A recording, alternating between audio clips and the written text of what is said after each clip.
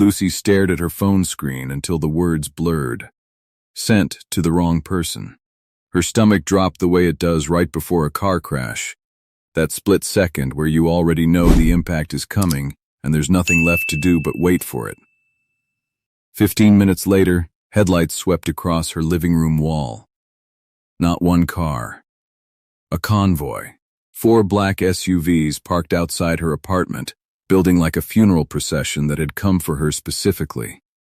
She watched from her window, heart slamming, as a tall man in a charcoal coat stepped out of the middle vehicle, unhurried, like a man who had never once in his life needed to rush toward anything. Kian Osei Park, the man she had buried in her heart 3 years ago, back when she still believed love was simple. He didn't knock. He didn't need to. 2 of his men opened her door like it belonged to him, and he walked in with his eyes fixed only on her, ignoring everything else in the room. "Like it or not," he said, voice flat and terrifyingly calm, "you're not leaving." "I know that baby is mine." Lucy hadn't even confirmed the pregnancy herself. He already knew. And somehow, that terrified her more than the 4 armed men standing behind him.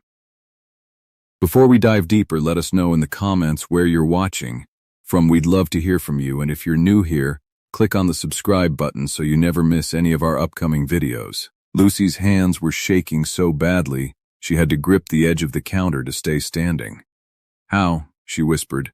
"How do you already know about a test result I haven't even seen?" Kian's jaw tightened, the only sign that her question had landed somewhere real. "Because nothing that concerns you happens without me knowing, Lucy, not anymore. Not after what happened last time. Last time you let me walk away without a single word of explanation," she snapped, some of her fear curdling into anger.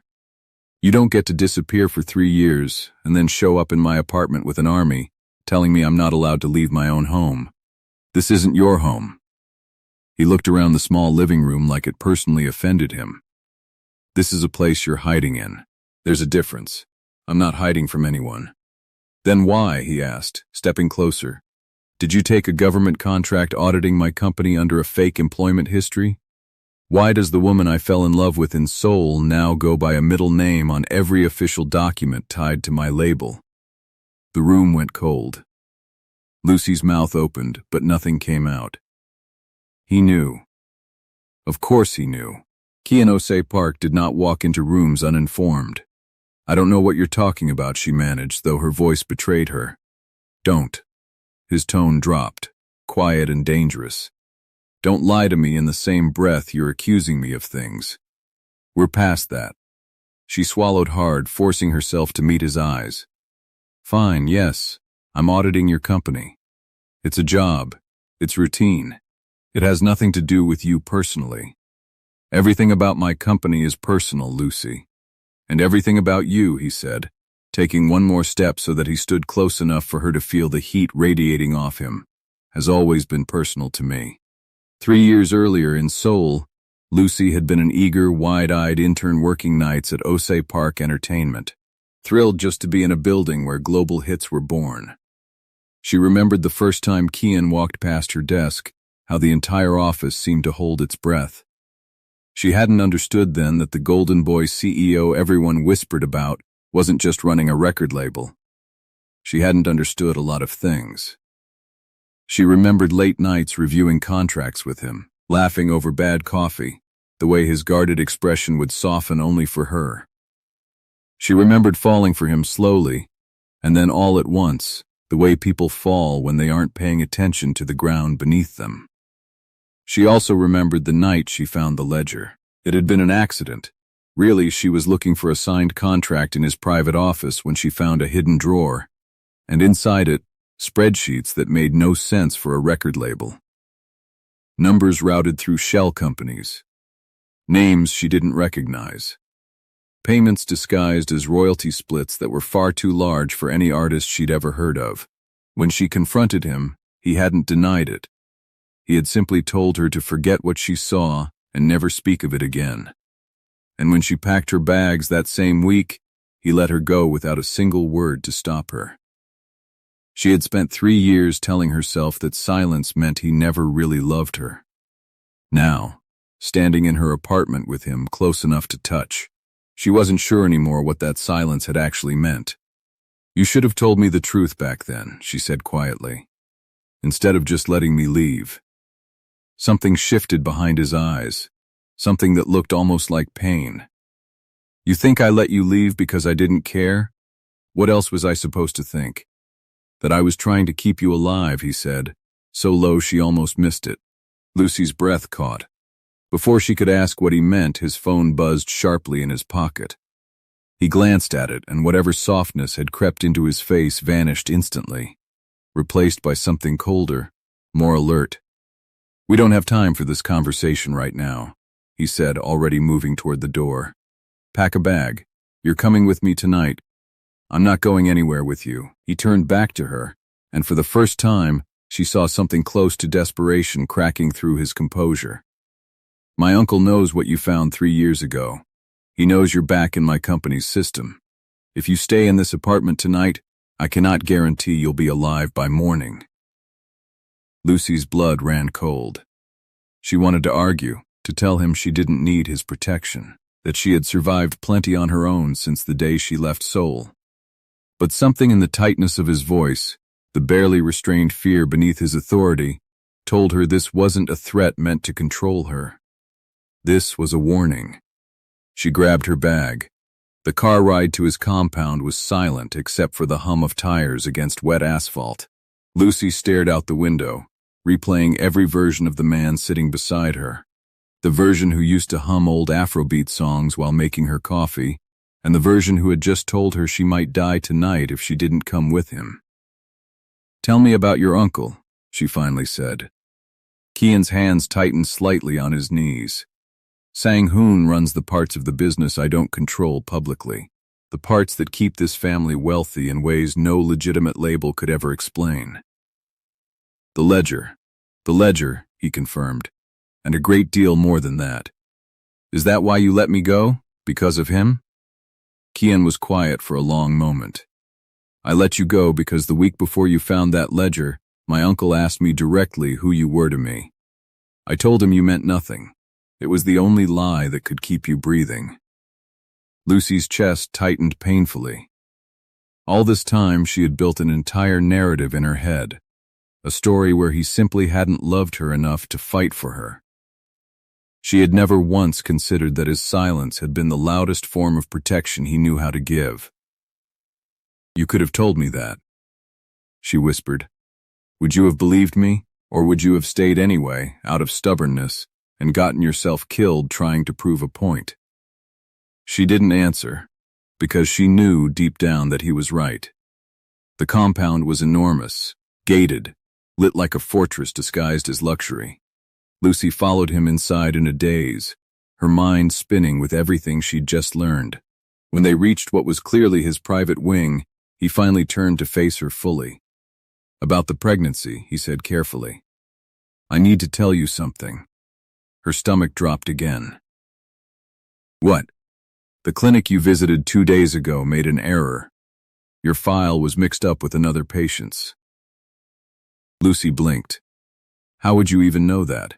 "Because I own the building the clinic operates out of, and I had someone review your records the moment your name flagged in my system," he admitted, not a trace of shame in his voice. "There is no baby, Lucy, not yet." Relief and fury crashed into her at the same time. "Then why?" she demanded, voice rising. "Did you stand in my apartment tonight and tell me I wasn't allowed to leave because of a baby that doesn't exist?" "Because it was the only lie strong enough to get you out of that apartment before midnight," he said flatly. "You wouldn't have listened to a warning about my uncle. You would have listened to that."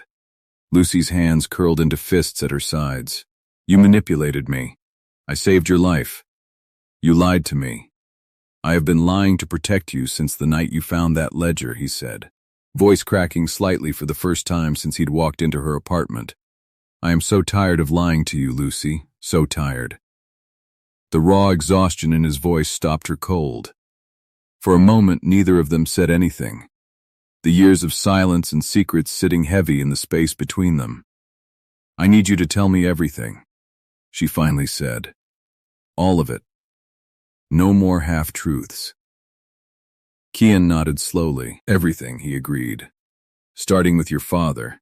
If you're still watching up to now, type "I'm enjoying it" in the comments section. Lucy felt the floor tilt beneath her.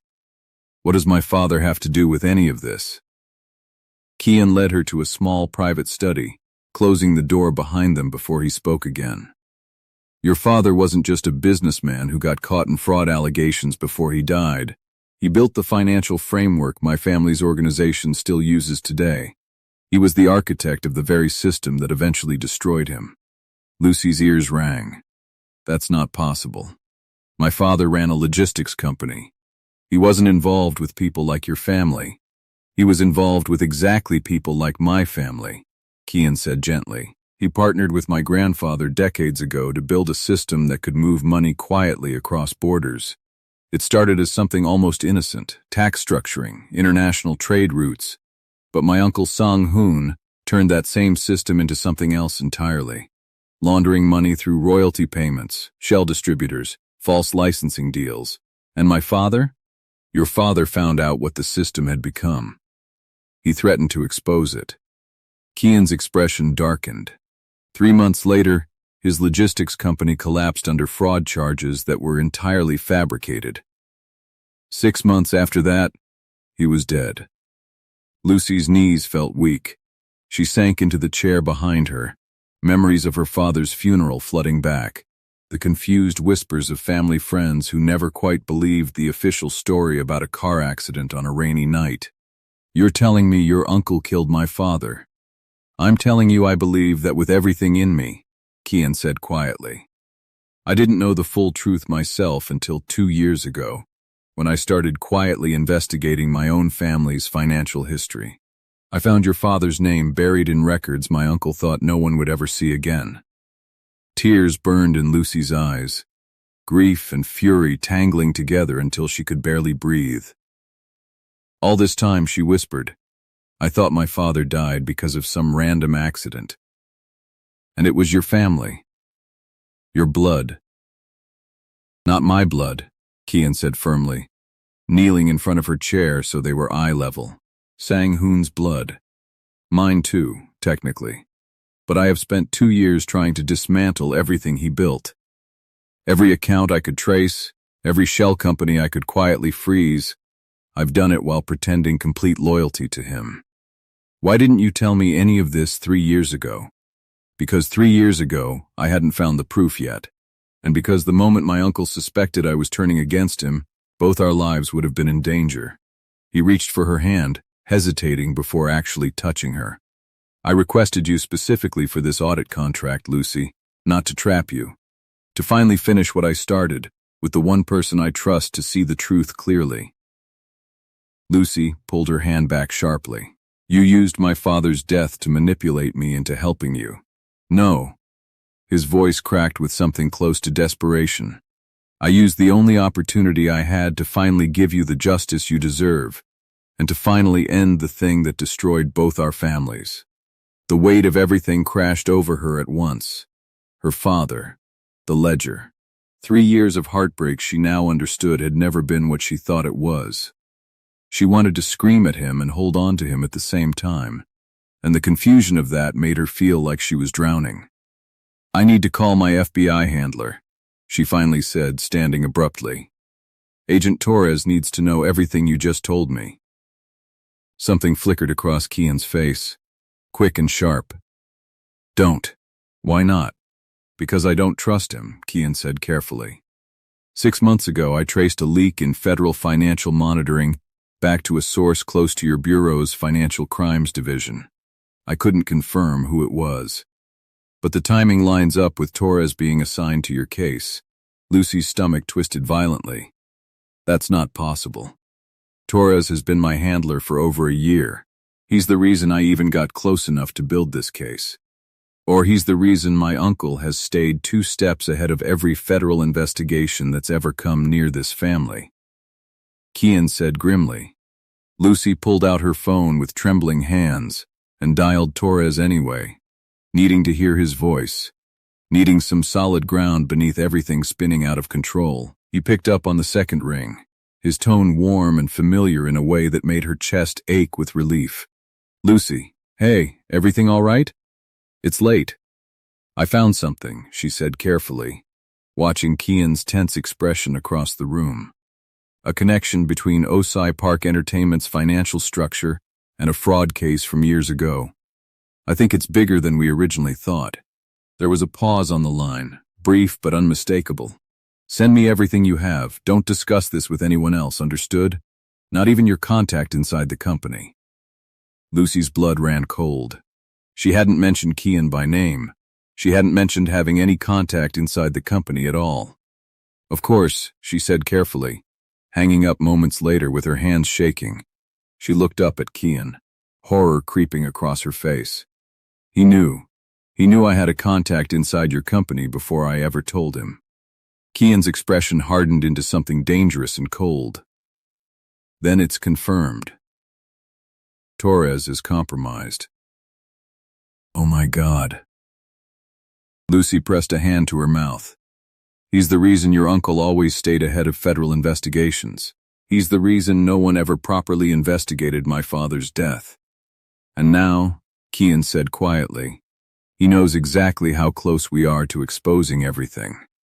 The next 2 days passed in a blur of frantic, whispered planning.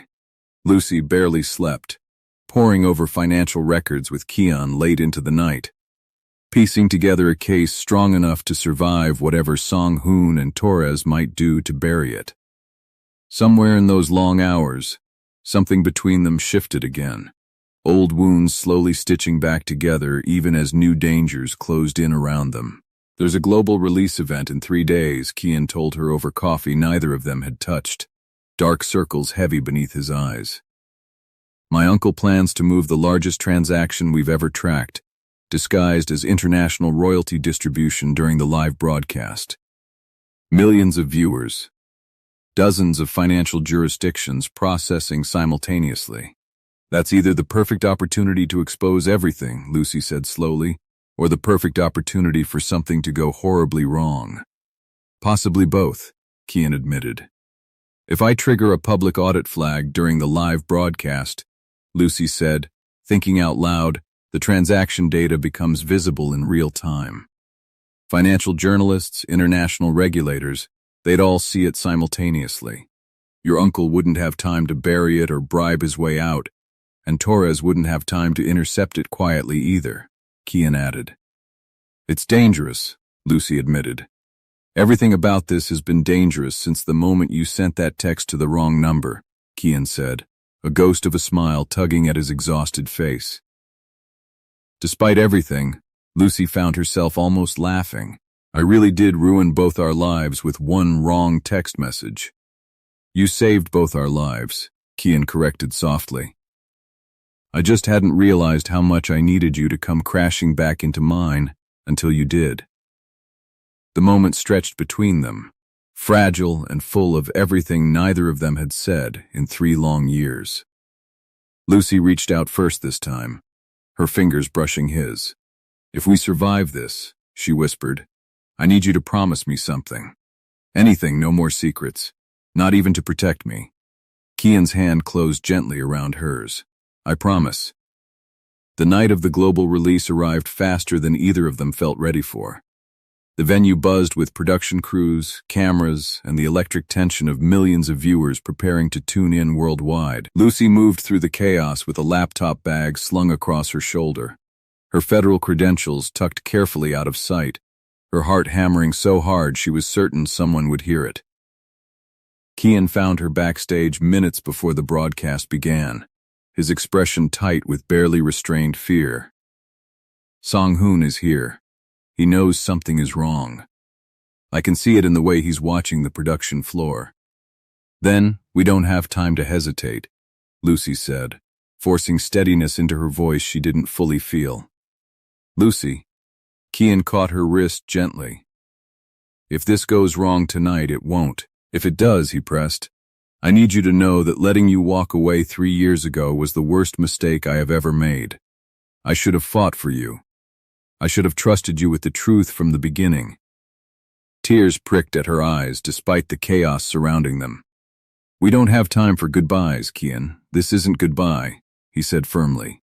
This is me finally telling you the truth, out loud, while I still have the chance. She squeezed his hand once, hard, before pulling away toward the production control room. Then let's make sure you get plenty more chances to say it. If you're still watching, hit that like button right now and drop a comment telling us what you think happens next, because everything is about to change in the next few minutes. The broadcast began exactly on schedule, dazzling lights and thunderous music filling the arena as millions of viewers worldwide tuned in simultaneously. Backstage, in the quiet chaos of the production control room, Lucy's fingers moved swiftly across her keyboard, silently routing federal audit triggers into the financial systems, processing the label's live royalty distributions. She watched the numbers begin to shift on her screen, transaction after transaction flagging in real time, as the illicit routing patterns finally became visible to systems far beyond Kian's family's control. Her heart pounded so loudly she could barely hear anything else. Then the control room door burst open. Sang-hoon stood in the doorway, flanked by two of his enforcers, his composed public persona completely gone, replaced by something cold and furious. His eyes locked onto Lucy's laptop screen, understanding crashing over his face in an instant. "Stop what you're doing," he said quietly, each word deliberate and terrifying. Lucy's hands froze over the keyboard, but her mind raced. The flags were already triggering. There was no stopping it now, not entirely. "You're too late," she said, forcing courage into her voice despite the fear clawing at her chest. Sang-hoon's expression twisted with rage. He stepped fully into the room, one of his enforcers producing a gun with terrifying calm. "You have no idea what you've just done." "I know exactly what I've done," Lucy shot back, refusing to back down even as her pulse hammered violently against her ribs. "I've exposed everything you built on my father's murder." Something flickered in Sang-hoon's eyes, brief acknowledgement before his expression hardened again. "Your father was a fool who thought loyalty meant more than survival. I won't make the same mistake twice." The enforcer raised the gun, aiming directly at Lucy. "No." Kian's voice cut through the room like a blade as he threw himself between Lucy and the weapon, his body shielding hers completely. The production crew outside, unaware of the danger unfolding just feet away, continued broadcasting the concert live. The chaos backstage hidden from millions of viewers by nothing more than a single closed door and a security camera feed no one was watching closely enough. Yet, "Kian," Sang-hoon's voice cracked with something close to genuine betrayal. "You would choose her over your own family?" "She is my family," Kian said fiercely, not moving an inch from in front of Lucy. "You stopped being my family the moment you killed her father and every other person who dared to threaten your empire." "I built this empire for you," Sang-hoon shouted, his composure finally shattering completely. "Everything I've done has been to protect this family's legacy." "You built a graveyard and called it a legacy," Kian shot back. "It ends tonight." At that exact moment, the backstage security feed, which had been quietly rerouted by one of Kian's loyal contacts 2 days earlier, began broadcasting directly onto the arena's massive screens, replacing the live performance entirely. Millions of viewers who had tuned in expecting a glamorous global album release suddenly found themselves watching Sang-hoon, gun drawn, threatening his own nephew and the woman shielded behind him. Gasps rippled through the physical audience as confusion turned rapidly to horror. Sang-hoon, realizing too late what was happening, spun toward the camera in a panic, but the damage was already irreversible. His face, his voice, his threats, all of it broadcasting live to the entire world alongside the financial audit flags already trending across international news networks. "Lower the weapon," came a new voice, firm and commanding. Kian's loyal security team, the ones he had quietly recruited and trained over the past 2 years specifically for this moment, surrounded Sang-hoon and his enforcer from every angle, weapons raised, faces resolute. The enforcer, seeing the situation collapse entirely, dropped his gun immediately, hands raised in surrender. Song-hoon stood frozen, gun still gripped tightly, eyes wild as he realized the empire he had spent decades building was crumbling in real time, broadcast to the entire planet.